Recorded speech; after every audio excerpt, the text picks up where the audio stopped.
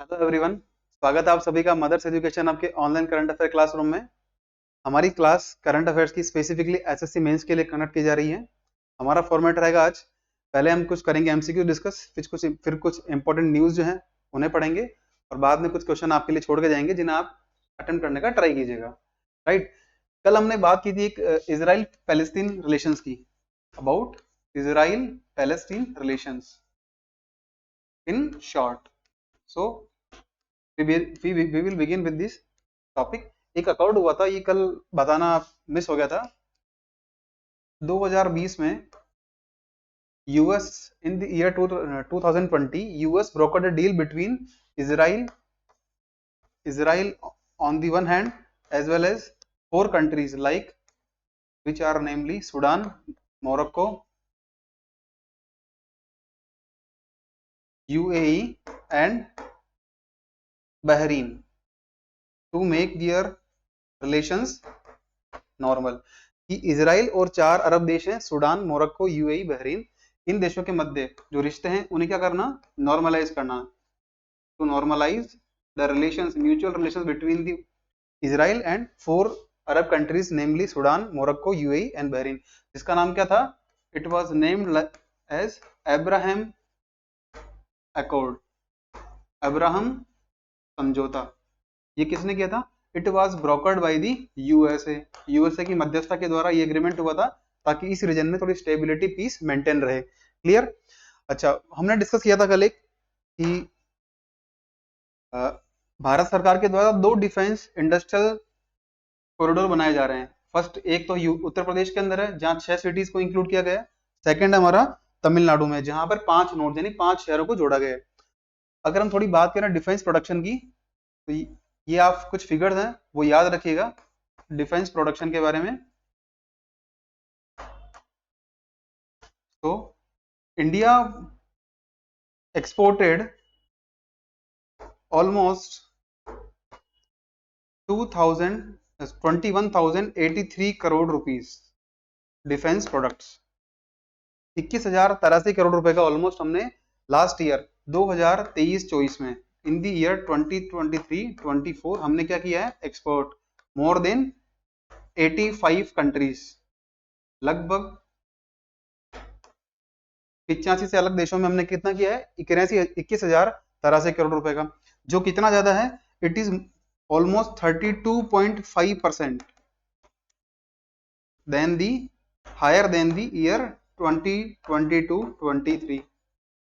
2022-23 में जितना एक्सपोर्ट हुआ था ये ऑलमोस्ट था लगभग 15,000 करोड़ के आसपास, 15,000 करोड़ ऑलमोस्ट। क्लियर? तो अभी कितना इंक्रीज हुआ है, it has been increase by the 32.5% in the year 2023-24। ये आप फिगर्स याद रखिएगा, पहला। सेकंड हम बात करें टोटल प्रोडक्शन की, the final value of the entire defence goods and products was stand around 1,26,000 crore rupees. मतलब जो कुल हमारा डिफेंस प्रोडक्शन हुआ था, कुल जो हमारा रक्षा उत्पादित हुए थे, उनकी टोटल वैल्यू कितनी है, 1,26,000 करोड़ के लगभग। क्लियर? इतना रहा। अगर हम बात करें प्रोडक्शन की, when we talk about the production, in that case our defence PSU are greater than the private companies.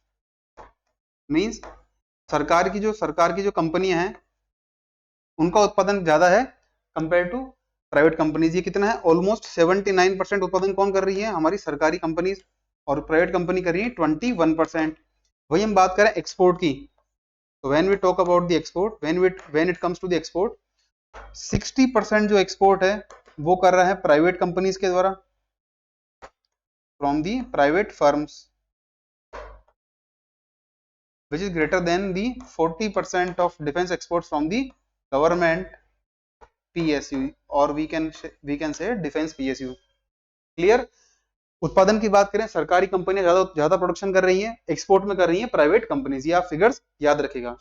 चलिए आज की क्लास स्टार्ट करते हैं पहले क्वेश्चन से, जो है which country will host the first multilateral air force exercise which is named as Tarang Shakti in the year 2020 24 कि 2024 में ऐसा कौन सा देश है जो कि बहुराष्ट्रीय हवाई अभ्यास तरंग शक्ति का आयोजन करेगा, मेजबानी करेगा। तो इसका राइट आंसर है option C, that is India. Tarang Shakti नाम समझ सकते हैं आप कि इतना अच्छा नाम तो भारत ही रख सकता है, और ऐसा ही ये भारत के लिए एक अच्छा अचीवमेंट है कि हम इसे 2 फेज में ऑर्गेनाइज करने वाले हैं। किसको? तरंग शक्ति एयरफोर्स एक्सरसाइज को इन 2 फेजेस, 2 चरण होंगे। पहला चरण जो होगा ये हमारा शुरू होगा तमिलनाडु के सुलार शहर में, सुलार में 6 अगस्त है, 6 अगस्त से शुरू होगा जो चलेगा। और सेकंड फेज हमारा शुरू होगा, ये होगा 29 अगस्त से 14 सितंबर तक। ये कहाँ चलेगा? राजस्थान के जोधपुर में। तो 2 शहर याद रखने हैं आपको। पहला याद करना है, पहला है हमारा तमिलनाडु में पहला फेज आयोजित होगा 6 अगस्त से, और 29 अगस्त से शुरू होगा राजस्थान के जोधपुर में। ये आपको 2 सिटीज याद रखनी है। अच्छा, इसमें क्या होगा? लगभग अराउंड हमने 51 कंट्रीज जो हैं, 51 कंट्रीज को इनवाइट किया है, और उसमें से लगभग 10 कंट्रीज हैं वो अपने एयरक्राफ्ट जो हैं, जो फाइटर प्लेन्स हैं, उनको भेजने वाली हैं। 10 कंट्रीज ऐसी हैं जो कि अपने फाइटर एयरक्राफ्ट को भी यहाँ पे भेजेगी in this multilateral air exercise या एयरफोर्स एक्सरसाइज। ठीक है। अच्छा, इसमें क्या होगा? तो it will display our India's indigenous fighter aircraft and equipment. जो हमारे स्वदेशी फाइटर एयरक्राफ्ट हमने बनाए, लाइक तेजस है और मिराज, जगुआर और मिग 20, इस तरह के जो फाइटर एयरक्राफ्ट हैं उनको हम डिस्प्ले करेंगे। साथ ही साथ हमारी स्किल्स को शोकेस किया जाएगा। उसके साथ ही फ्लाइंग और ग्राउंड ट्रेनिंग किस प्रकार होती है इसका प्रदर्शन होगा। डिफेंस प्रोडक्ट्स हैं उनकी प्रदर्शनी की जाएगी।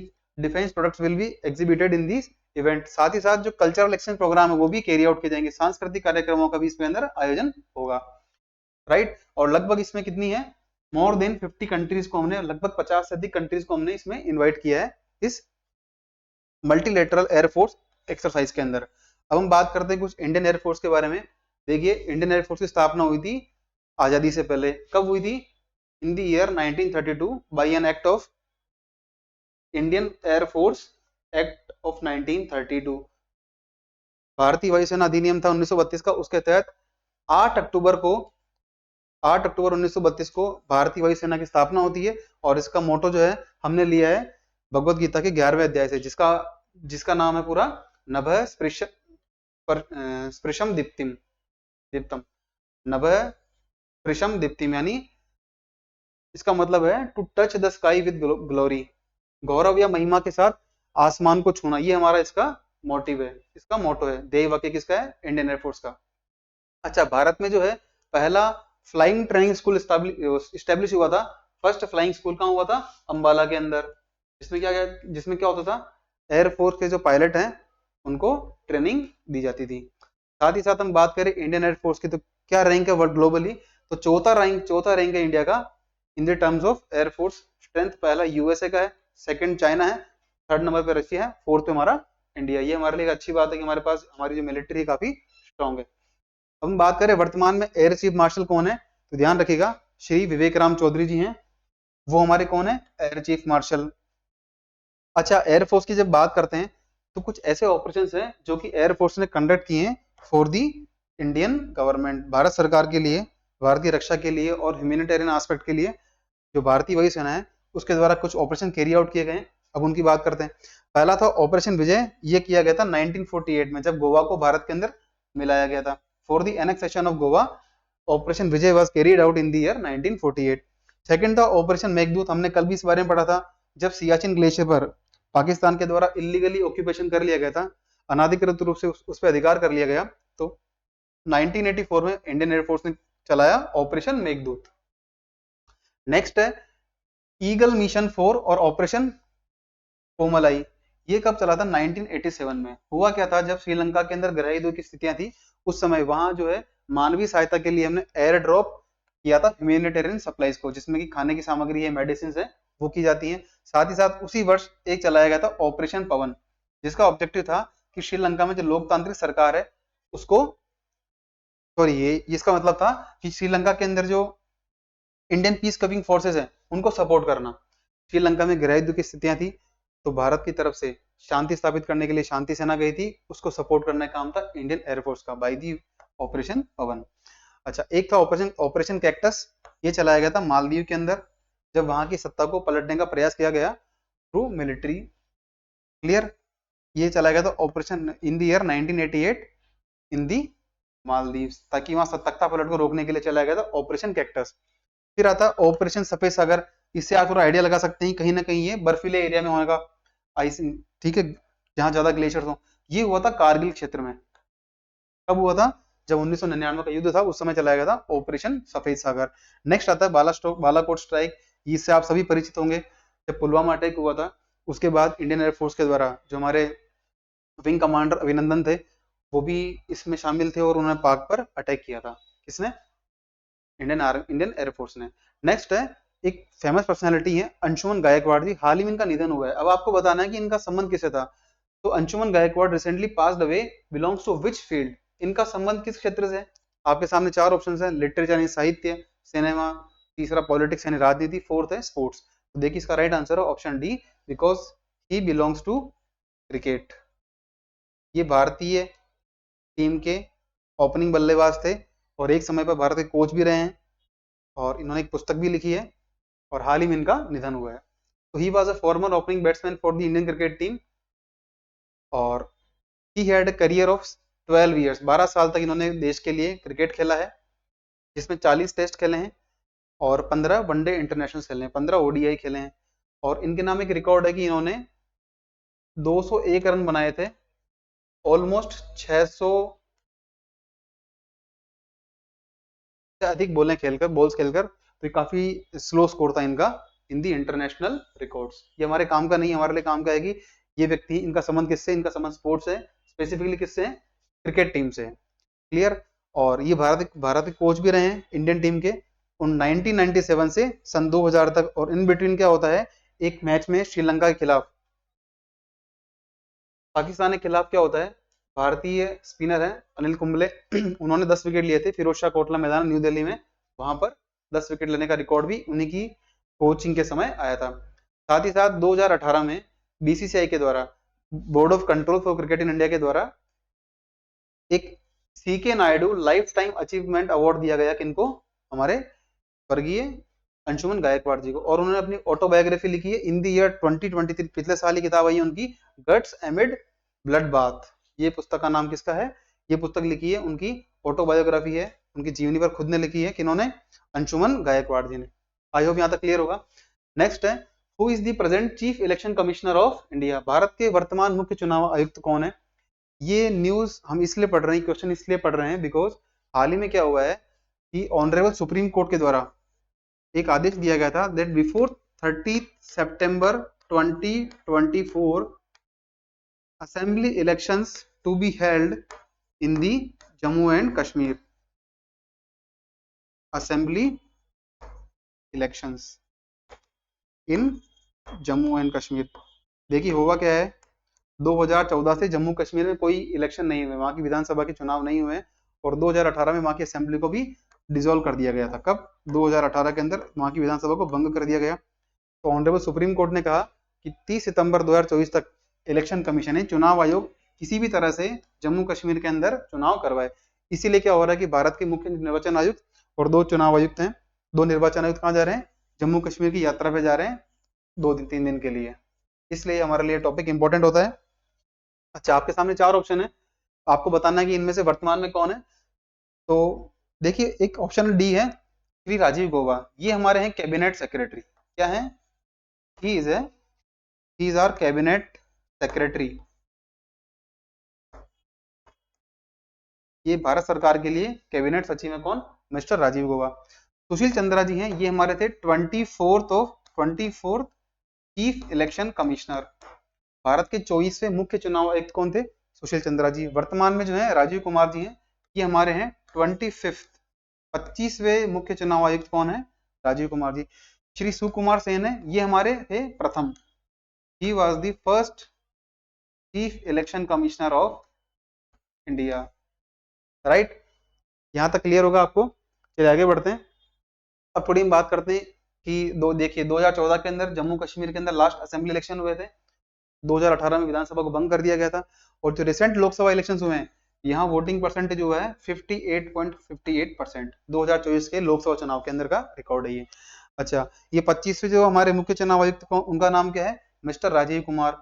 इनके साथ ही क्या है, 2 सदस्य और हैं जो कि चुनाव आयुक्त हमारे ज्ञानेश कुमार जी हैं, और एक है सुखबीर सिंह संधू जी। इन्होंने हाल ही में डिसाइड किया है कि 8 से 10 अगस्त तक ये रहेंगे जम्मू कश्मीर में to consider the situation to conduct the next assembly elections. Supreme court ने लास्ट टाइम कहा था कि भाई 30 सितंबर तक जो है साल इलेक्शन कराना जरूरी है, राइट। अच्छा, अब हम बात करते हैं थोड़ी बहुत इलेक्शन कमीशन के बारे में। तो व्हाट इज इलेक्शन कमीशन?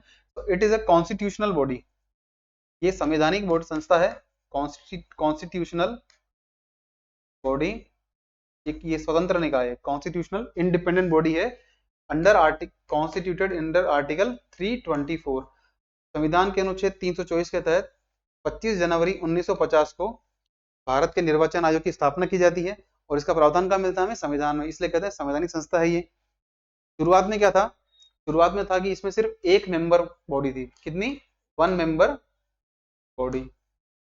ये कब की बात है? जब ये संस्था बनाई गई थी इन द ईयर 1950, 1950 में जब चुनाव आयोग को स्थापना होती है, उस समय ये एक सदस्यीय निकाय था। लेकिन क्या होता है, इन द ईयर 1989, 1989 आते आते इसमें ऐसा होता है, इसकी संख्या बढ़ा कर दी जाती है। एक तो मुख्य चुनाव आयुक्त होंगे और उनकी सहायता के लिए 2 चुनाव आयुक्त होंगे। वर्तमान में यही पोजीशन मेंटेन की जा रही है कि एक तो हमारे चीफ इलेक्शन कमिश्नर है और 2 हमारे हैं इलेक्शन कमिश्नर। क्लियर? और इनकी सहायता के लिए क्या होते हैं हमारे पास? हर स्टेट में कौन होते हैं? चीफ इलेक्टोरल ऑफिसर, मुख्य चुनाव अधिकारी कौन होते हैं? मुख्य निर्वाचन अधिकारी कहाँ होते हैं? हर राज्य के होते हैं चीफ इलेक्टोरल ऑफिसर, जो इनकी सहायता के लिए काम करते हैं। आई होप यहाँ तक क्लियर होगा आपको। चलिए आगे थोड़ी बात करते हैं कि इनकी अपॉइंटमेंट कैसे होती है। तो the members of the election commissioner of India are appointed by the president of India. Bharat के राष्ट्रपति महोदय हैं, उनके द्वारा इनकी, माननीय राष्ट्रपति महोदय के द्वारा इनकी अपॉइंटमेंट की जाती है। और इनका कार्यकाल कितना रहता है? देखिए, उस कार्यकाल से पहले हम बात करते हैं योग्यता की। तो किसी प्रकार की योग्यता जो है संविधान के अंदर डिफाइन नहीं की गई है कि किस योग्यता के आधार पर किसी व्यक्ति को इस संस्था के अंदर पद मिलेगा। ये हमारे यहाँ योग्यता का पैमाना संविधान में नहीं है। क्लियर? नेक्स्ट हम बात करते हैं कि इनका कार्यकाल कितना होगा। या तो 6 वर्ष, नियुक्ति के पश्चात 6 वर्ष तक हो सकता है, या उनकी आयु का अधिकतम 65 वर्ष। यदि किसी व्यक्ति की आयु, किसी मेंबर की आयु एज 65 ईयर्स है, उससे पहले जो भी पहले हो उन तक, वहां तक उनका पद रहेगा। क्लियर? अब जो सैलरीज होगी इनकी, सैलरी और सेवा शर्तें होगी, मतलब वेतन और सेवा शर्तें होगी चीफ इलेक्शन कमिश्नर की और जो इलेक्शन कमिश्नर है, मतलब मुख्य निर्वाचन आयुक्त और निर्वाचन आयुक्त अन्य, उनकी सैलरी किस प्रकार से होगी? जो ऑनरेबल सुप्रीम कोर्ट के जजेस हैं, हमारे सर्वोच्च न्यायालय के जो न्यायाधीश महोदय हैं, उनकी सैलरी की और उनकी सेवा शर्तों के समकक्ष इनकी सेवा शर्तें और सैलरी होगी। अब इन्हें हटाया कैसे जाएगा? इन्हें सिर्फ उसी तरह हटाया जाएगा जिस प्रकार से सुप्रीम कोर्ट के, माननीय सर्वोच्च न्यायालय के जो न्यायाधीश हैं, उन्हें हटाया जाता है on grounds of proved misbehaviour, सिद्ध कदाचार के आधार पर, या अक्षमता यानी इनकैपेसिटी। संविधान में 2 ही आधार दिए गए हैं, ऑनरेबल सुप्रीम कोर्ट के मेंबर को हटाने, जजेस को हटाने का, या इलेक्शन कमीशन के मेंबर्स को हटाने का। क्या? एक तो हो सिद्ध कदाचार यानी प्रूव्ड मिसबिहेवियर, सेकंड हो इनकैपेसिटी। इन 2 आधार पर ही इनके संबंध में भारत की संसद में, लोकसभा और राज्यसभा के अंदर प्रस्ताव लाया जाता है। ये हम थोड़ा देख लेते हैं कि इसमें होता क्या है। देखिए, अगर किसी व्यक्ति पर, जो कि इलेक्शन कमिश्नर है, चाहे वो चीफ इलेक्शन कमिश्नर हो, तो अगर उन पर जो इलेक्शन कमिश्नर्स, हमारे इलेक्शन कमिश्नर्स हैं, अगर इनको हटाना हो, इनका रिमूवल करना हो, तो क्या होगा उस केस में? जो हमारे चीफ इलेक्शन कमिश्नर हैं, वो अनुशंसा करेंगे किसे? ऑनरेबल प्रेसिडेंट को, राष्ट्रपति महोदय को एक निवेदन करेंगे कि देखिए, ये जो दो निर्वाचन आयुक्त हैं इतने सक्षम नहीं है, तो उस आधार पर जो राष्ट्रपति महोदय इन्हें हटा सकते हैं। किनको? इलेक्शन कमिश्नर्स को। 2 सदस्य हैं, इनको हटा सकते हैं। बट हम बात करें किसकी? चीफ इलेक्शन कमिश्नर की। उन्हें कैसे हटाया जाएगा? उन्हें हटाया जाएगा by way of an impeachment, by way of a removal procedure which can be brought in Lok Sabha as well as Rajya Sabha. यदि लोकसभा में इन्हें हटाने के संबंध में प्रस्ताव लाया जाता है तो वहां चाहिए 100 सदस्यों का, 100 मेंबर्स का रिजोल्यूशन। कितना? 100 मेंबर्स का क्या होना चाहिए? रिजोल्यूशन, प्रस्ताव लाना चाहिए। तो प्रस्तावक होने चाहिए लोकसभा के अंदर, और राज्यसभा के अंदर होने चाहिए 50। कितने? 50 मेंबर्स। 50 सदस्य अगर ये प्रस्ताव लाते हैं कि उक्त चुनाव आयुक्त को हटाया जाना चाहिए, तो उसके लिए 50 मेंबर की अप्रूवल रिक्वायर्ड होती है, और लोकसभा के अंदर 100 मेंबर्स की। अब इसके बाद क्या होता है कि लोकसभा स्पीकर और राज्यसभा के चेयरमैन, जो सभापति हैं, क्या कर सकते हैं? वो चाहे तो एक्सेप्ट कर सकते हैं या कैंसिल कर सकते हैं। सेम इधर होगा, लोकसभा के जो स्पीकर हैं वो चाहे तो स्वीकार लें, चाहे तो मना कर सकते हैं कि इन आधारों पे इनके खिलाफ ये प्रस्ताव पारित नहीं कर सकते। अगर मान लीजिए ये प्रस्ताव पारित, इसको एक्सेप्ट कर लिया जाए कि हाँ जो आरोप लगाए गए हैं उनके आधार पर आगे प्रोसीडिंग करनी चाहिए, तो 3 मेंबर की कमेटी बनती है, 3 सदस्यीय कमेटी बनती है, 3 मेंबर पैनल बनता है एक। कितना? जिसमें होते हैं 3 मेंबर। अब इसमें कौन होंगे?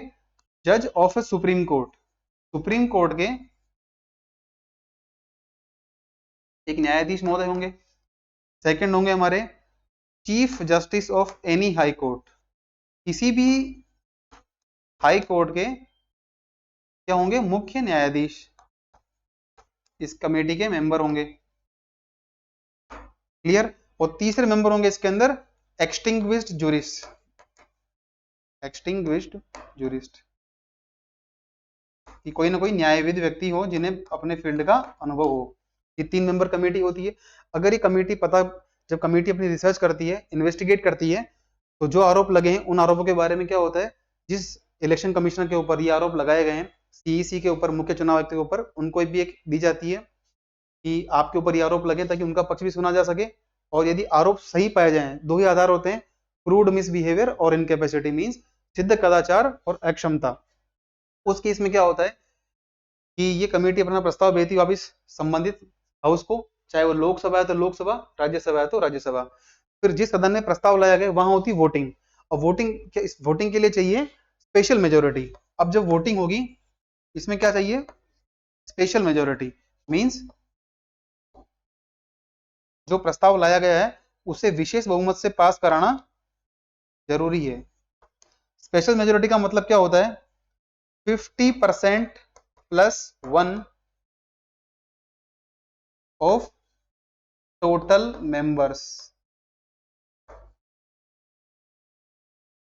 मतलब कि ये हुआ, लोकसभा के अंदर ये प्रस्ताव लाया जाएगा तो कुल 543 सदस्य हैं, उसके आधे +1 होने चाहिए, इतने लोग वोट करने चाहिए। साथ ही साथ 2/3 members of present and voting, जो भी सदस्य मौजूद हैं उनके 2/3 सदस्य का भी इस पर हस्ताक्षर होना चाहिए कि हाँ इसके लिए हम इसको पारित करते हैं, तब जाकर क्या है इनका रिमूवल होगा। क्लियर?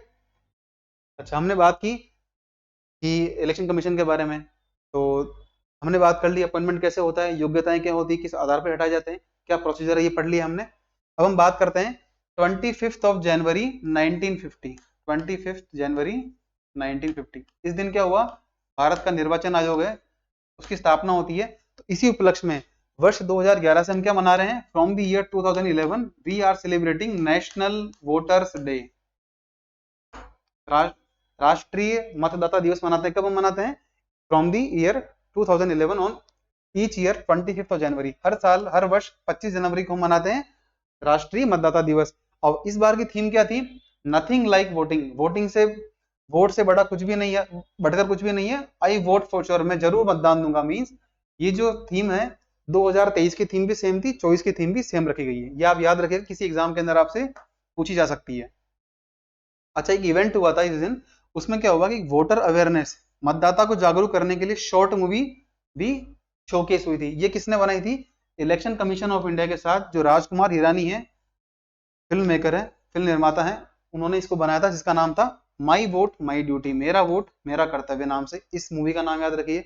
इसमें किसका बड़ा रोल रहा है? भारत के चुनाव आयोग, निर्वाचन आयोग का, और साथ ही साथ भी राजकुमार हिरानी जो कि फिल्म निर्माता है। क्लियर?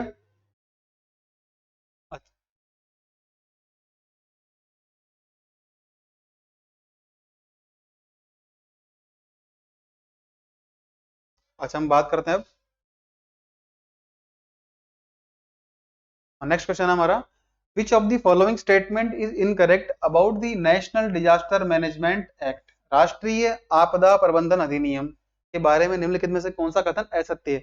ये प्रश्न इसे इसलिए पूछा गया है, रिसेंटली क्या हुआ है कि हमारे राज्यसभा के अंदर जो माननीय गृह मंत्री हैं श्री अमित शाह जी, उनके द्वारा एक स्टेटमेंट दिया गया है कि हमने 23 जुलाई को ही केरल सरकार को एडवाइजरी जारी की थी कि हम जो एनडीआरएफ की फोर्सेस भेज रहे हैं और इस प्रकार की आपदाएं आपके केरल में भूस्खलन जैसी समस्या, लैंडस्लाइड जैसी कंडीशंस क्रिएट हो सकती हैं। इसलिए हमारे लिए एक इंपॉर्टेंट हो जाता है कि एनडीए में जो नेशनल डिजास्टर मैनेजमेंट एक्ट है वो क्यों चर्चा में है और इसका आधार क्या है कि ये स्कीम सरकार बात कर रही है गाइडलाइंस की। तो चार ऑप्शन है। पहला है the disaster management act was enacted on December 26, 2005। जो आपदा प्रबंधन अधिनियम है ये लागू कब हुआ था? 26 दिसंबर 2005 को बिल्कुल अधिनियम में किया गया था इस दिन। सेकंड है नेशनल डिजास्टर रिस्पांस फोर्स, आपदा प्रबंधन राष्ट्रीय आपदा प्रतिक्रिया बल, राष्ट्रीय आपदा प्रतिक्रिया बल एनडीआरएफ है, इसकी स्थापना होती है इन द ईयर 2006, 2006 में स्थापना होती है इस अधिनियम के तहत। बिल्कुल ये ऑप्शन भी हमारा करेक्ट है। यहाँ पूछा गया कौन सा कथन गलत है, अब आपको गलत बताना है, तो ये तो सही कथन है। तीसरा कथन है national disaster management authority NDA में जो है हमारा, it is headed by the home minister, कि भारत के गृह मंत्री हैं इस प्राधिकरण के अध्यक्ष होते हैं। बिल्कुल गलत आंसर है ये ऑप्शन हो ही नहीं सकता, क्योंकि इसकी अध्यक्षता करते हैं हमारे माननीय प्रधानमंत्री जी। नेक्स्ट है national calamity contingency fund was renamed as the national disaster response fund under the act. इस अधिनियम के तहत राष्ट्रीय आपदा आकस्मिकता कोष, इसका नाम बदल कर दिया गया राष्ट्रीय आपदा प्रतिक्रिया कोष। बिल्कुल ये ऑप्शन भी सही है। तो option C is the right answer which states that it is headed, the NDMA is headed by the home minister. ये गलत है, भारत के प्रधानमंत्री इसके अध्यक्ष होते हैं। क्लियर? अच्छा, अब होता क्या देखिए, 1999 में 1999 में हमारे आता है साइक्लोन, चक्रवात आता है। फिर 2001 में क्या होता है, आपको यदि पता हो तो गुजरात के अंदर आता है अर्थक्वेक, भूकंप आता है, अर्थक्वेक, अर्थक्वेक इन गुजरात। आप में से कुछ लोग इससे वाकिफ होंगे कि गुजरात में भूकंप आया था 2001 में। 2004 में सुनामी आती है। उसके बाद क्या होता है कि सरकार को लगता है कि हमारे पास कहीं ना कहीं ऐसी संस्था होनी चाहिए जो कि राष्ट्रीय आपदाओं से क्या कर सके, डील कर सके। क्लियर? सो सुनामी आया, साइक्लोन आया और भूकंप आया 2001 के अंदर गुजरात में। इसके बाद सरकार को लगा हमारे पास ऐसी राष्ट्रीय संस्था हो, एपेक्स बॉडी हो, शीर्ष संस्था हो, जो कि सभी आपदाओं के बारे में सरकार के साथ समन्वय कर सके, राज्य सरकार के साथ एक पॉलिसी बना सके, गाइडलाइन जारी कर सके कि किस प्रकार के जो है हमें मेजर्स, किस प्रकार के प्रयास हमें पहले कर लेने चाहिए जिससे कि इस प्रकार की आपदाओं से हम निपट सकें। तो the NDMA, national disaster management authority, constituted on 27th of September 2006, 27 सितंबर 2006 को राष्ट्रीय आपदा प्रबंधन अधिक प्राधिकरण है, इसकी स्थापना होती है और इसके हेड कौन होते हैं? भारत के प्रधानमंत्री। लेकिन ध्यान रखिएगा ये जो संस्था है ये एनडीआरएफ किसके अंदर आती है? गृह मंत्रालय के थी। यदि आपको थोड़ा रेफरेंस लगा हो कि 2 दिन पहले ही राज्यसभा के अंदर हमारे माननीय गृह मंत्री हैं, उन्होंने स्टेटमेंट दिया। क्यों दिया? बिकॉज ये संस्था किसके अंदर आती है? गृह मंत्रालय के दिन। और इसी के साथ क्या होता है, NDMA the national disaster management act है 2005 का, उसके तहत सेक्शन 46 के तहत जो हमारे पास नेशनल डिजास्टर रेस्पॉन्स फंड यानी राष्ट्रीय आपदा प्रतिक्रिया कोष, जिसका नाम पहले क्या था? राष्ट्रीय आपदा आकस्मिकता कोष, इसका नाम बदल दिया गया था। क्लियर? यहां तक क्लियर होगा? अच्छा, वर्तमान में क्या है, एनडीआरएफ के पास कुल 16 बटालियन है। कितनी बटालियन है? 16 बटालियन। शुरुआत में जो थी इनिशियली कितनी थी ये? It was included only 8 battalion. शुरुआत में 8 बटालियन थी, बढ़ के 16 हो गई है। और जिसमें से कहां से आते हैं सारे सभी सदस्य, कहां से आते हैं? सेंट्रल आर्म्ड पुलिस फोर्स है, जैसे कि बॉर्डर सिक्योरिटी फोर्स है, सीमा सुरक्षा बल है, central industrial security force, CRPF, ITBP, सशस्त्र सीमा बल, असम राइफल्स, इन सभी पैरामिलिट्री फोर्स, अर्धसैनिक बलों से हमारे क्या आते हैं? सभी इसके मेंबर्स लिए जाते हैं बटालियन में। अच्छा, वर्तमान में जो डायरेक्टर जनरल इसके वो कौन है? मिस्टर पीयूष आनंद, जो कि क्या है? आईपीएस ऑफिसर है। भारतीय पुलिस सेवा के अधिकारी पीयूष आनंद हैं, वर्तमान में क्या है इसके महानिदेशक हैं, किसके एनडीआरएफ के, नेशनल डिजास्टर रिस्पांस फोर्स के।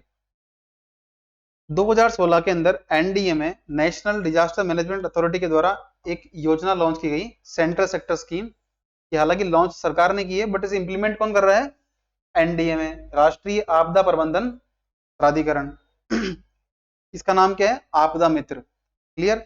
अब हमने बात की संस्था की एनडीए में की, तो एनडीए में करता क्या है, देखिए बेसिकली एनडीए में काम है कि समय समय पर ऐसी पॉलिसीज बनाना, सरकार को इनपुट देना, साथ ही साथ जो स्टेट गवर्नमेंट है उनके लिए भी कुछ गाइडलाइंस बनाना, ताकि अगर राज्य सरकारें अपने राज्य के क्षेत्र में किसी प्रकार की पॉलिसी, किसी प्रकार की नीति लेकर आती हैं तो कहीं ना कहीं उनमें समन्वय बना रहे। क्लियर। और साथ ही साथ एक अर्ली वार्निंग क्या करना, रिलीज करना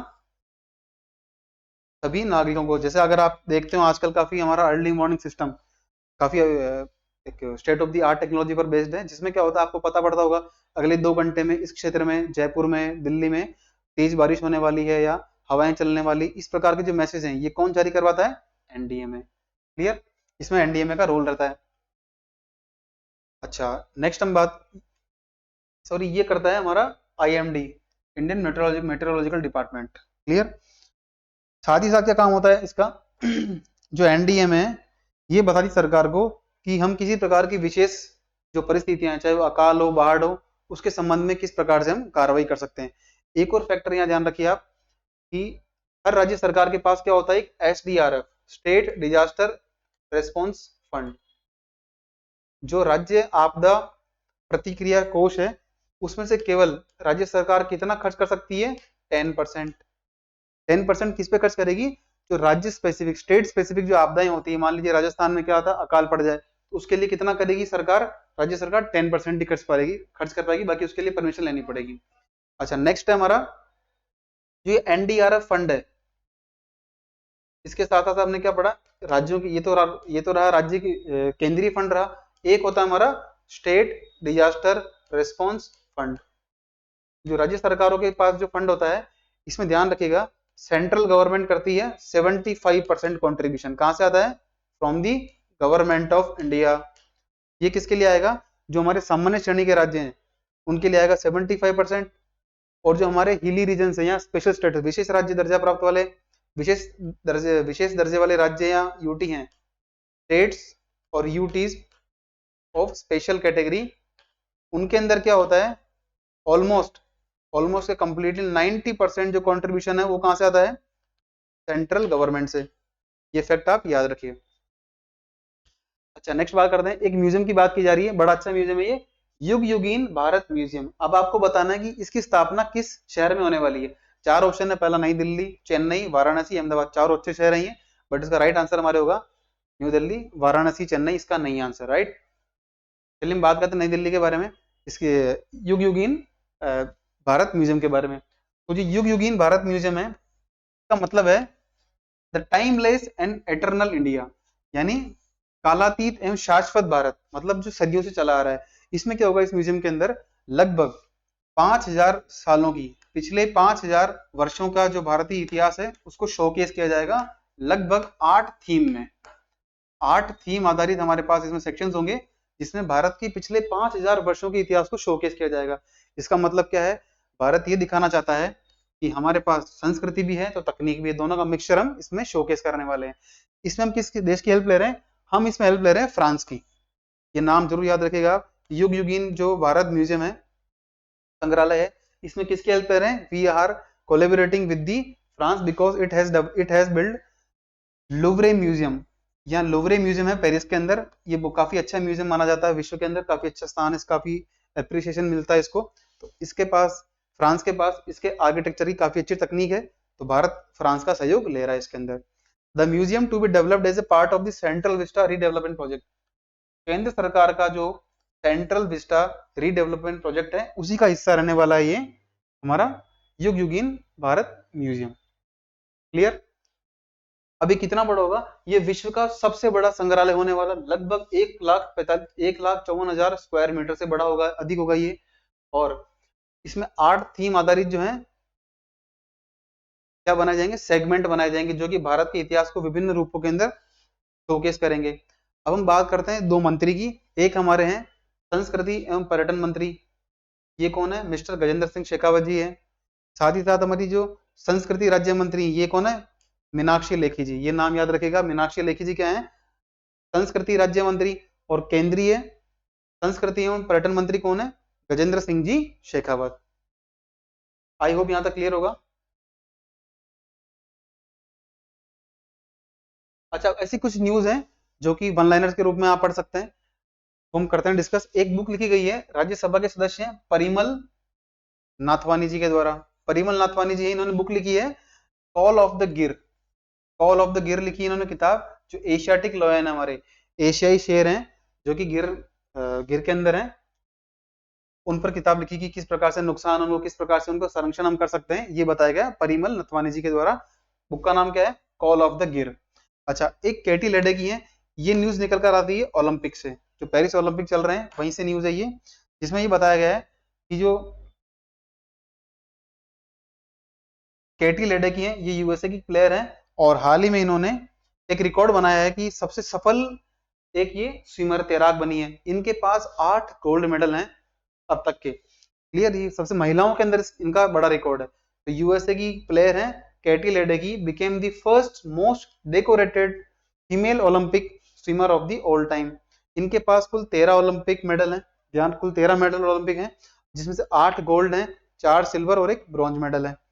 इन्होंने क्या किया है? यूएसए की पहले खिलाड़ी थी जेनी थॉम्पसन, उनके पास भी 8 गोल्ड मेडल होने का रिकॉर्ड था, उसे ब्रेक किया है एक दिन पहले ही। कितने मिले इनको? 8 गोल्ड मेडल हो चुके हैं इनके ओलंपिक के अंदर, ओलंपिक के गेम्स में। टोटल 13 हैं, राइट। अच्छा, इसके साथ ही क्या है, एक खिलाड़ी और हैं, आप ध्यान रखिएगा, इनका नाम माइकल फेल्प्स। Michael Phelps. इनका रिकॉर्ड इस प्रकार से है कि इनके पास कुल 28 ओलंपिक मेडल हैं। कितने? 28, जिसमें से 23 तो है इनके पास गोल्ड मेडल्स। इनका रिकॉर्ड तो टूटना थोड़ा मुश्किल सही है, क्योंकि 23 गोल्ड होना एक पर्टिकुलर स्पोर्टिंग इवेंट में, वो भी ओलंपिक जैसे स्तर पर, तो बहुत बड़ी बात है। और माइकल फेल्प्स जो है, ये यूएसए खिलाड़ी है, इनके पास क्या है? 23 गोल्ड मेडल है in the Olympic games in swimming competition. जो तैराकी प्रतिस्पर्धा होती है उसमें 23 गोल्ड किसके पास है? हमारे, ये हमारे तो मतलब क्या, यूएसए खिलाड़ी हैं माइकल फेल्प्स, इनके पास। अच्छा, एक मिशन है एक्सियोम 4 मिशन। ये मिशन न्यूज में इसलिए है क्योंकि 2 भारतीय पायलट हैं, उनका इनमें चयन हुआ है। क्लियर? इसरो के द्वारा क्या किया गया है? नासा का मिशन है, नासा और वही कंपनी है एक्सियोम स्पेस। एक्सियोम स्पेस, ये कुछ दिन पहले भी हमने पढ़ा था। एक्सियोम स्पेस एक प्राइवेट स्पेस कंपनी है जो कोलैबोरेट कर रही है, जो सहयोग कर रही है नासा के साथ, to send some persons into the international space station. अंतरराष्ट्रीय जो स्पेस स्टेशन है वहां भेजा जाएगा कुछ नागरिकों को, जिसमें भारत की ओर से 2 लोग जा रहे हैं। कितने? 2 मेंबर्स। और ये लगभग अक्टूबर 2024 के बाद ही इसके मिशन एक्टिवेट होगा। अब इसके अंदर हुआ क्या है? भारत का जो एस्ट्रोनॉट सिलेक्शन बोर्ड है, astronaut selection board of India, इनके द्वारा कुल 4 उम्मीदवारों का चयन किया गया था, जिसमें से ग्रुप कैप्टन प्रशांत बालाकृष्णन नायर और ग्रुप कैप्टन शुभांशु शुक्ला। शुभांशु शुक्ला है और प्रशांत बालाकृष्णन नायर है, इन दोनों का चयन हुआ है। बट प्राइमरीली जो प्राथमिकता दी गई है वो दी गई है शुभांशु शुक्ला जी को। क्लियर? ये पहले उम्मीदवार होंगे जो जाएंगे, और इन केस अगर ये नहीं जा पाते तो उनके बैकअप के लिए हमारे ग्रुप कैप्टन है प्रशांत बालाकृष्णन नायर, इनको भेजा जाएगा in the mission Axiom 4। Clear? तो Shukla as the prime astronaut, मतलब कि वो भारत के नागरिक होंगे जो जाने वाले हैं। इससे पहले भारतीय कोई गए हैं बिल्कुल स्पेस स्टेशन में? बिल्कुल गए हैं। कौन गए हैं? हमारे राकेश शर्मा जी हैं, ये गए हैं स्पेस के अंदर with the Soviet spacecraft in the year 1984। 1984 के अंदर, जो वर्तमान रूस से पहले सोवियत संघ था, तो सोवियत संघ के जो स्पेसक्राफ्ट था उसके द्वारा ये गए हैं राकेश शर्मा जी हमारे। तो अब जाने वाले शुभांशु शुक्ला कौन होंगे? He will be the second person. अभी तक सिर्फ एक व्यक्ति गए हैं अब तक, राकेश शर्मा जी। वो भी क्या थे? He was a wing commander. Clear? अच्छा, जो एक्सियम 4 स्पेसक्राफ्ट है ये कहाँ जाएगा? It will dock with the ISS international space station for the 14 days. 14 दिन तक वहां रुकने वाला है, कुछ रिसर्च की जाएगी वहां पे, कुछ जो ऑपरेशंस हैं वो कैरी आउट किए जाएंगे, साथ में कुछ सामान भी होगा carry, it will carry some cargo and supplies for the international space station. ISS है, वहां पर कुछ वैज्ञानिक रहते हैं तो अपने रिसर्च करते हैं, तो उनके लिए कुछ सामान भी ये लेकर जाएगा। एक्सियम 4 मिशन जो किसके द्वारा लॉन्च किया जाने वाला है? It will B launched by the rocket of, rocket किसके द्वारा होगा? Rocket will be designed by the SpaceX. SpaceX का तो क्या होगा? रॉकेट होगा। और इसे लॉन्च कौन करेगा? नासा और एक्सियम स्पेस कंपनी, दोनों कर रही है मिलकर। क्लियर? अच्छा, एक किताब का और नाम काफी चर्चा में रहा है, जो हमारे पीयूष गोयल जी उन्होंने बुक को अनवील किया है, बुक के बारे में पढ़ते हैं। ये बुक लिखी गई है प्रोफेसर केवी सुब्रमण्यम जी के द्वारा। प्रोफेसर केवी सुब्रमण्यम जी ने किताब का नाम, बुक लिखी, इसका नाम है India at 100 envisioning tomorrow's economic power house. इस किताब का नाम याद रखिएगा आप।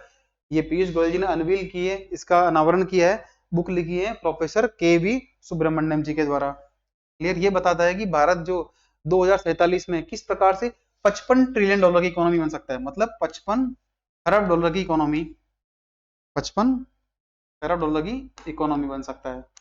किस प्रकार से बनाया जाए ये बताया गया है इस किताब के अंदर, कि हम क्या प्रयास करें कि भारत जो है 55 खरब डॉलर की इकोनॉमी बन जाए by the year 2047 when India will celebrate the 100 year of independence. Clear? अच्छा, एक महिला है जिनका नाम काफी न्यूज में रहा है अभी, ये है lieutenant general Sadhana Saxena Nair ji. Lieutenant general Sadhana Saxena Nair ji हैं, ये भारत की पहली महिला हैं। She is the first women to be appointed as the DG of medical services. जो चिकित्सा सेवाएं हैं उनकी महानिदेशक बनाई गई हैं। इसको किन्हें बनाया गया? साधना सक्सेना नायर जी को।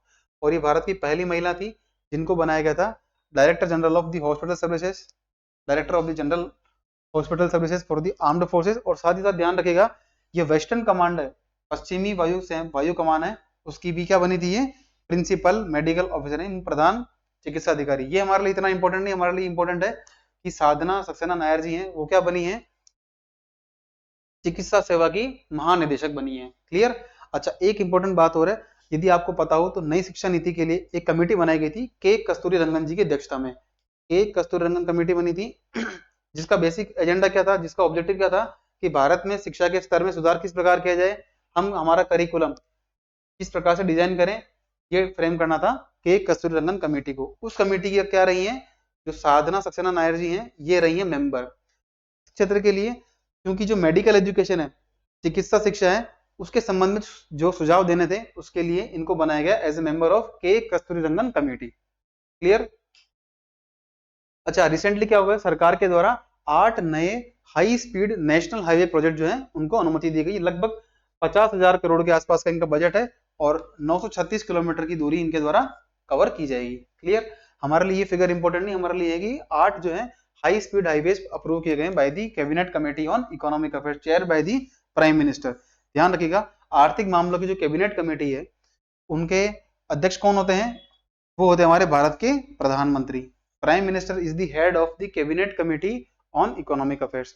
अब इसमें क्या होगा, देखिए जो जो प्रोजेक्ट है ना, ये इससे लगभग 4.4 करोड़ 42 लाख कार्य दिवस का सृजन होगा डायरेक्टली और इनडायरेक्टली। अब इसमें 2-3 बातें आएगी। एक तो है कि किस प्रकार से इसका इंप्लीमेंटेशन होगा, तो ये पब्लिक प्राइवेट पार्टनरशिप मॉडल है, बिल्ड ऑपरेट ट्रांसफर मॉडल। जो 4 हाईवेज होंगे वो कैसे बनाए जाएंगे? Build operate transfer model. हमने कुछ दिन पहले पढ़ा था कि पीपीपी मोड के अंदर एक तो आता है बिल्ड ऑपरेट ट्रांसफर मॉडल। इसमें क्या होता है, जो प्राइवेट कंपनी है वो बिडिंग के माध्यम से निविदा से क्या करती है? प्रोजेक्ट हासिल करती है, फिर उसे बनाती है, बिल्ड करती बनाती है, ऑपरेट करती, मतलब उसकी जब तक जितना पैसा उनका लगा है वो रिकवर ना हो जाए बाय टोल, तब तक वो ट्रांसफर नहीं करती। जैसे इनका पैसा जो रिकवर, जितना पैसा लगाया कंपनी ने, अगर वो रिकवर हो जाएगा, जितना भी रेवेन्यू चाहिए उनको मिला, उसके बाद वो करेंगी इसको ट्रांसफर करेगी टू दी गवर्नमेंट। इसे कहते हैं बिल्ड ऑपरेट ट्रांसफर। बनाओ, संचालित करो और उसे ट्रांसफर कर दो। क्लियर? अब जो 3 हाईवेज हैं वो बनेंगे हमारे हाइब्रिड एनवीटी मॉडल पर, और एक बनेगा हमारा engineering procurement and construction mode पे। तो देखिए बेसिक जानकारी बताऊं आपको मैं, तो अगर engineering procurement and construction mode है, इसमें क्या होता है, अभी तक हमने क्या देखा, जो बिल्ड ऑपरेट ट्रांसफर मॉडल है, इसमें क्या होता है, सारा पैसा कंपनी का, रिस्क सारी कंपनी की। अब यहाँ क्या होगा, यहाँ ये होगा इंजीनियरिंग प्रोक्योरमेंट कंस्ट्रक्शन के अंदर क्या होगा, पैसा लगाएगी गवर्नमेंट, गवर्नमेंट उसे मेंटेन करेगी, गवर्नमेंट ही टोल लेगी, बट उसे कौन बनाएगा, it will be build by the private entity, जो प्राइवेट कंपनी है वो बनाएगी किसके अंदर, in the engineering procurement and construction mode. ध्यान रखिएगा इसके अंदर जो टोल हाईवेज बनेंगे उसका मालिकाना सरकार के पास रहेगा, उसे मेंटेन करना भी सरकार की जिम्मेदारी है, टोल भी सरकार लेगी। क्लियर। नेक्स्ट मॉडल आता है हाइब्रिड एनवीटी मॉडल, HAM याद रखिएगा हम। इसमें क्या होता है, इसका नाम हाइब्रिड है, मतलब क्या होगा, 40% जो कॉस्ट है ये देगी गवर्नमेंट, और 60% जो कॉस्ट है वो कौन देगी, प्राइवेट कंपनी। अब इसमें क्या होगा, जो प्राइवेट कंपनी उनकी रिस्क कम हो जाएगी, जहां उन्हें मान लीजिए 1000 करोड़ का प्रोजेक्ट है, कहाँ तो उन्हें 1000 करोड़ इन्वेस्ट करना था, कहाँ उन्हें कितना करना है, 600 करोड़ के आसपास। तो जैसे ही कंपनी का जो टोल होगा, जो हाईवे बनाए जो टोल वसूलेगी, जैसे टोल वसूला 600 करोड़ तक का जो भी कॉन्ट्रैक्ट में डिफाइन होगा गवर्नमेंट के साथ, उतना पैसा वसूलने के बाद वो सरकार को ट्रांसफर कर देगी प्रॉपर्टी को। क्लियर। ये होता है हाइब्रिड एनवीटी मॉडल में। नेक्स्ट हम बात करते हैं नेशनल पिस्टल शूटिंग कोच। ये बात हम इसलिए कर रहे हैं बिकॉज अभी है भारत को क्या मिले हैं, 2 ब्रॉन्ज मेडल मिले हैं in the shooting 10 metre air pistol shooting के अंदर। तो भारत के हेड कोच कौन है, अमरीश जंग जी हैं, ये खुद अर्जुन अवार्डी है, और इनके नाम पर क्या है, 7 तो गोल्ड मेडल है, 5 सिल्वर है और 2 ब्रॉन्ज मेडल है 2006 और 2010 के कॉमनवेल्थ राष्ट्रमंडल खेलों के अंदर। ध्यान रखिएगा समरेश जंग जी किससे हैं, ये हमारे पिस्टल शूटिंग से संबंध रखते हैं, भारत के हेड कोच है, अर्जुन अवार्ड ही है, 2002 के अंदर अर्जुन अवार्ड दिया गया था, और इनके पास भी 7 गोल्ड 5 सिल्वर 2 ब्रॉन्ज मेडल हैं in the Commonwealth games of 2006 and 2010। और आपको बताना है कि जो हमारी ब्रॉन्ज मेडलिस्ट हैं मनु भाकर जी, उनके वर्तमान में कोच कौन है, पिस्टल कोच है ना, एक राणा सर हैं। अब आप बताइएगा कि उनका पूरा नाम क्या है, ये आप पढ़िएगा। क्लियर। नेक्स्ट हम बात करते हैं कि हाल ही में जो हमारी CRPF है, सेंट्रल रिजर्व पुलिस फोर्स, इसके अध्यक्ष DG किसको अपॉइंट किया गया है, तो स्पेशल DG बनाए गए हमारे अमित मोहन प्रसाद जी। ये आप नाम याद रखिएगा, जो भी हमारी पैरामिलिट्री फोर्सेज हैं उनमें किसी भी DG की अपॉइंटमेंट होती, चाहे महिला हो या पुरुष, किसी कैटेगरी से हो, किसी जेंडर से हो, उनकी अपॉइंटमेंट आप याद रखिएगा। अच्छा, ये कौन क्या बनाए गए एज अ स्पेशल DG, विशेष महानिदेशक। वर्तमान में अनिश दयाल जी हैं, अनिश दयाल सिंह जी हैं, ये वर्तमान में क्या है, CRPF के DG हैं।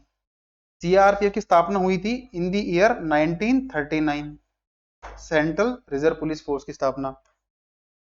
ये गृह मंत्रालय के अधीन आती है, मिनिस्ट्री ऑफ होम अफेयर्स, ये किस में आती है, गृह मंत्रालय में।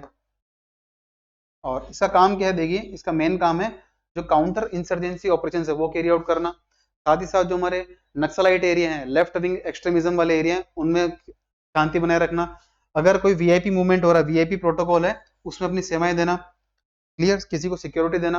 और साथ ही साथ जो हमारे आतंकवादी घटनाएं होती है, एंटी टेरर आतंकवाद विरोधी घटनाएं, आतंकवाद विरोधी जो ऑपरेशन होते हैं उनको कैरी आउट करने का काम किसका है, CRPF का। इसकी स्थापना हुई थी इन द ईयर 1939, और ये किसके अंदर में आते हैं, it comes under the ministry of home affairs, गृह मंत्रालय के अधीन ये संस्था, ये फोर्स बल काम करता है। अच्छा, क्विकली हम रिवाइज करते हैं 2022 और 23 जुलाई तक की न्यूज है। एक ऑपरेशन नन्हे फरिश्ते, ये किसने लॉन्च किया था, so it was launch by the RPF, railway protection force के द्वारा किया गया था। इसका मेन ऑब्जेक्टिव है कि जो बच्चे गुमशुदा हो जाते हैं उनको ढूंढकर उन्हें अपने घर तक पहुंचाना। कब लॉन्च किया, 2018 के अंदर। जो RPF है इसकी स्थापना हुई थी RPF एक्ट 1957 का, 1957 के रेलवे सुरक्षा बल के अधिनियम के साथ इसकी स्थापना होती है ऑपरेशन RPF की। एक है प्रोजेक्ट अस्मिता। अस्मिता का मतलब ये नहीं कि महिलाओं से कोई उत्पीड़न संबंधित हो, नहीं, ये हमारा है augmenting study materials in Indian languages through translation and academic writing. इसमें क्या होगा, UGC के साथ साथ जो भारतीय भाषा समिति है, ये अगले 5 सालों में 1000 किताबें करने वाली है भारतीय भाषाओं में। और कुल कितनी लैंग्वेज हमारे, 22 भाषाएं हैं, मतलब 5 साल में कितनी किताबें बन जाएगी, ऑलमोस्ट 22,000। यह है प्रोजेक्ट अस्मिता किसका, ministry of ministry of education का, मिनिस्ट्री ऑफ कल्चर का। अच्छा, एक हमने बात की कि भारत के अंदर 46 मीटिंग हुई थी वर्ल्ड हेरिटेज कमेटी की, 46वीं विश्व विरासत समिति की मीटिंग होती है भारत के नई दिल्ली के अंदर। वहां पर असम के जो अहोम राजवंश के मोइदम सैनी, उनके दफन करने के जो तरीके थे, प्रणालियां थी, उनको मिला है 43वां वर्ल्ड हेरिटेज साइट्स का टैग मिला है। भारत की ओर से 43वीं विश्व विरासत सूची में शामिल कौन हुई है? असम के चरायदेव मोइदम। अच्छा, एक चलाया गया अभिलेख पटल। अभिलेख पटल क्या है? अभिलेख पटल पोर्टल है एक प्रकार का, जो लॉन्च किया है मिनिस्ट्री ऑफ कल्चर ने, संस्कृति मंत्रालय ने इसको लॉन्च किया है। जिसका मेन काम क्या है? भारत सरकार के पास अभी तक जितने भी आर्काइव्स हैं, जितने भी अभिलेख पड़े हैं, उनका डिजिटल एक्सेस मिल जाए किसी भी पर्सन को, ताकि वो पढ़ सके। क्लियर? अच्छा, नेक्स्ट हम बात करते हैं मिनिस्ट्री ऑफ रूरल डेवलपमेंट के द्वारा प्रधानमंत्री ग्राम सड़क योजना की लॉन्च शुरुआत कब की गई? तो प्रधानमंत्री ग्राम सड़क योजना शुरुआत की गई थी दिसंबर 25, 2000। ठीक है, सेकंड फेज शुरू होता है इसका 2013 में, थर्ड फेज शुरू होता है 2019 में, अभी फोर्थ फेज शुरू हो रहा है, जिसके अंदर ही करीब 25,000 सॉरी 25,000 गांवों को इससे जोड़ा जाएगा। किसको? प्रधानमंत्री ग्राम सड़क योजना के माध्यम से। पहला फेज शुरू होता है 25 दिसंबर 2000 को, सेकंड होता है 2013 में, थर्ड होता है 2019 में। क्लियर? नेक्स्ट हम बात करते हैं आदिवासी समुदाय है, जनजाति समुदाय है, माशो पीरो। ये न्यूज में इसलिए रहा है कि इनकी विश्व में बहुत कम आबादी, लगभग 750 है। ये पेरू के जो अमेजन के क्षेत्र है उसमें पाई जाती है, और अभी तक ये लार्जेस्ट अनकॉन्टेक्टेड ट्राइब, मतलब ऐसी जनजाति जिससे अभी तक संबंध किसी ने बनाए नहीं है, मतलब ये काफी डरते हैं, काफी आइसोलेट रहते हैं। और न्यूज में इसलिए रहे हैं बिकॉज वहां पे जो डेवलपमेंट एक्टिविटीज हो रही है, जो डिफोरेस्टेशन हो रहा है, यानी वनों की कटाई हो रही है, इस वजह से इनको जगह छोड़नी पड़ रही है। राइट?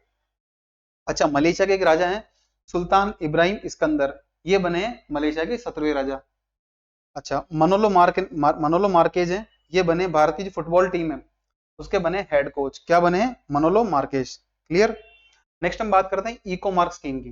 देखिए होता क्या है, bureau of Indian standard, BIS, इसकी स्थापना होती है वर्ष 2016 के अंदर। BIS की स्थापना होती है वर्ष 2016 में। इसके द्वारा एक लॉन्च की जाती है स्कीम, इको मार्क स्कीम, मतलब ये दिखाने के लिए that the products are environment friendly, पर्यावरण के अनुकूलतम जो प्रोडक्ट्स हैं उनको ये टैग मिलता है। आप जब भी कोई सामान लें, आप देखिएगा अगर इस प्रकार का लोगो है, मतलब ये प्रोडक्ट जो, वो प्रोडक्ट क्या है?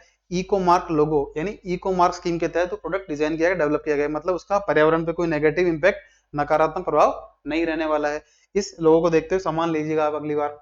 नेक्स्ट है स्टोरमैक्स फ्यूल। स्टोरमैक्स फ्यूल क्या है? एक प्रकार का ईंधन है जो कि इंडियन ऑयल ने मिलकर किया है मद्रास मोटर स्पोर्ट्स क्लब के साथ। जिससे क्या होगा, जो रेसिंग कंपटीशन होता है हमारे फॉर्मूला 1 टाइप के, उसमें इसको फ्यूल को काम लिया जाएगा। एक मिशन वाइपर है, इस मिशन वाइपर का काम था, ये नासा का था, लेकिन ये भी बंद कर दिया गया है। इसका पूरा नाम था volatiles investigating polar exploration rover. ये रोवर था जिसका मेन लक्ष्य था कि चंद्रमा के दक्षिणी ध्रुव पर पानी का पता लगाना, to investigate the traces of water on the south pole of moon. Clear? कुछ अपॉइंटमेंट की बात करते हैं। अपॉइंटमेंट ऐसा नहीं कि अपॉइंटमेंट की गई है, मतलब प्रमुख पद है, उनके बारे में हमें पता होना चाहिए। तो भारत के जो चीफ इकोनॉमिक एडवाइजर, मुख्य आर्थिक सलाहकार है, वो कौन है? वी अनंत नागेश्वरन जी हैं, ये नाम याद रखेगा। भारत की विदेश सचिव हैं, वो कौन है? पहले थे विनय मोहन क्वात्ता जी, इनको बाद में बना दिया गया यूएस के लिए भारत का राजदूत। तो वर्तमान में कौन है? विक्रम मिश्री जी हैं, भारत के विदेश सचिव। BVR सुब्रमण्यम जी हैं, नीति आयोग के CEO। सुमन बेरी हैं इसके उपाध्यक्ष नीति आयोग के। और अजय कुमार भल्ला जी हमारे गृह सचिव, भारत सरकार के गृह सचिव हैं अजय कुमार भल्ला जी। अच्छा, नेक्स्ट है एक स्कीम है मॉडिफाइड इंटरेस्ट सबवेंशन स्कीम। अगर आपने कभी सुना हो तो किसान क्रेडिट कार्ड योजना। इसमें क्या होता है, ये लॉन्च की थी in the year 1998 to provide ₹3 lakh loan. 3 lakh तक का लोन किसानों को मिलता था, जिसमें क्या होता था, कुल टोटल ब्याज दर थी 9%। अब इसमें क्या होता है, 2% छूट देती है गवर्नमेंट ऑफ इंडिया। क्लियर? तो कुल कितनी रह गई? ये रह गई 7% के आसपास, 7% रह गई। अब यदि कोई व्यक्ति, कोई किसान अगर अपने टाइमली पेमेंट करता है इसका जो लोन लिया है, उसे मिलता है 3% का और डिस्काउंट मिल जाता है, मतलब जो ब्याज दर है उसमें छूट मिलती है कितनी? 3% की। तो लास्ट में क्या बचता है? ये लोन बचता है ऑलमोस्ट 4%, 4% की दर पे मिलता है। तो जो स्कीम है मॉडिफाइड इंटरेस्ट सबवेंशन स्कीम, संशोधित ब्याज अनुदान योजना, इसका लक्ष्य क्या है? अब तक लिमिट क्या थी? 3 लाख रुपए की, इसे कितना करना है? 5 लाख रुपीज करना है, 5 लाख तक इसको बढ़ाना है। ये संशोधित स्कीम का लक्ष्य है। और इसे इंप्लीमेंट कौन कर रहा है? It is being implemented by the RBI and NABARD. Collectively NABARD और आरबीआई है दोनों मिलकर इसको इंप्लीमेंट कर रहे हैं। नेक्स्ट हम बात करते हैं जो पेरिस ओलंपिक हो रहा है उसमें कुल पहली बार ऐसा हो रहा है कि भारत की जो आर्मी है इंडियन आर्मी वहां से 24 सदस्य पार्टिसिपेट कर रहे हैं इंक्लूडिंग नीरज चोपड़ा जिन्होंने लास्ट टाइम गोल्ड मेडल जीता था।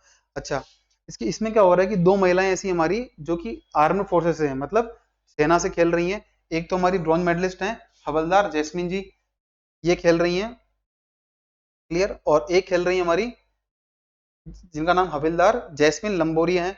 सेकंड 2023 के एशियन रेसलिंग चैंपियन की ब्रॉन्ज मेडलिस्ट हमारी रितिका हुड्डा, रितिका हुड्डा जी हैं और जैस्मिन लंबोरिया हैं। ये दोनों खेल रही हैं, आप नाम याद रखेगा, किसी एग्जाम में पूछे जाने की संभावना इनकी बढ़ जाती है।